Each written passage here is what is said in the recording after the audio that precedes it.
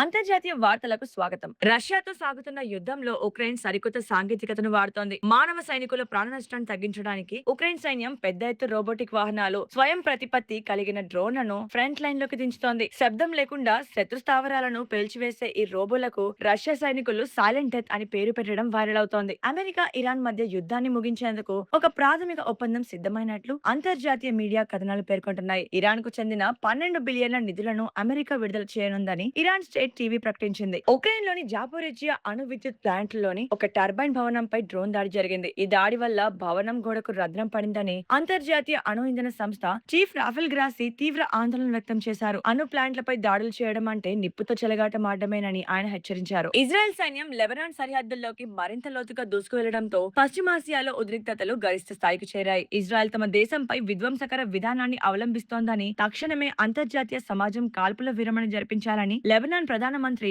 నవాబ్ సలాం demand చేశారు. మరిన్ని updates కోసం మా ఛానల్ ని ఫాలో అవ్వండి.